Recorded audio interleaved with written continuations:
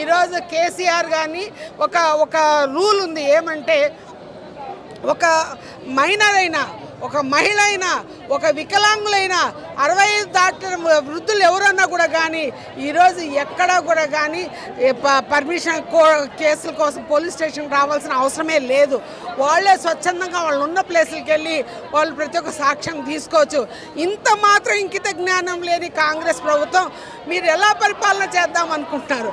ఎందుకంటే గుంపు మేస్త్రి ముఠా మేస్త్రిగా మీరు ఉంది.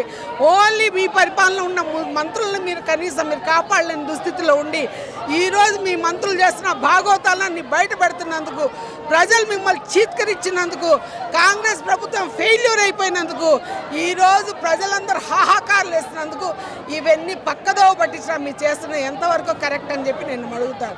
రేవంత్ రెడ్డి గారిని ఒకటే అడుగుతున్నాను, తెలుగుదేశంలో ఉండగా కాంగ్రెస్ ప్రభుత్వం వాళ్ళ దగ్గరికి పోయి వాళ్ళ పంచం చేరావు. ఇప్పుడు కాంగ్రెస్ ప్రభుత్వంకి వచ్చి మళ్ళీ తెలుగుదేశం పంచం చేస్తారు. ఇది నీతిమాలిన చర్యనా అని నేను రేవంత్ రెడ్డి గారిని అడుగుతున్నాను. ఎందుకంటారా, ఏదన్నా కూడా కానీ ఒక పార్టీలో ఉన్నప్పుడు కనీసం ఆ పార్టీకి నిబద్ధతగా పనిచేయాల్సిన బాధ్యత ఉంది.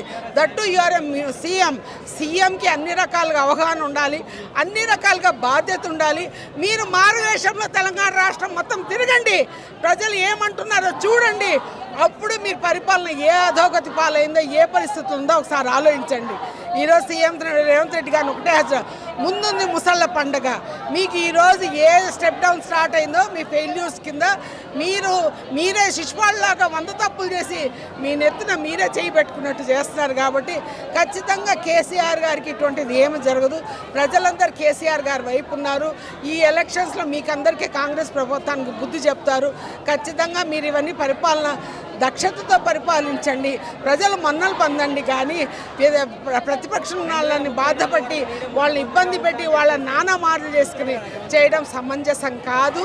ఈరోజు ప్రతి ఒక్క సోషల్ మీడియా చూసుకోండి, ఈరోజు కాంగ్రెస్ ప్రభుత్వం పరిస్థితి ఏముంది? మీకు ఉండేది 3 రాష్ట్రాలు. ఆ రాష్ట్రాలలో కర్ణాటకలో ఎట్టి పరిస్థితి, హిమాచల్ ప్రదేశ్లో లెక్కలేదు.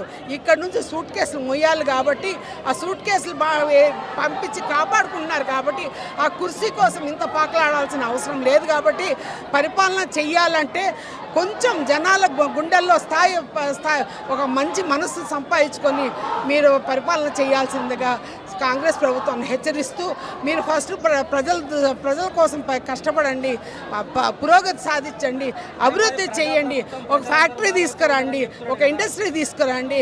భవిష్యత్తులో ఇక్కడ అమ్మాయిల మాయమైపోతున్నారు, అవి చూడండి.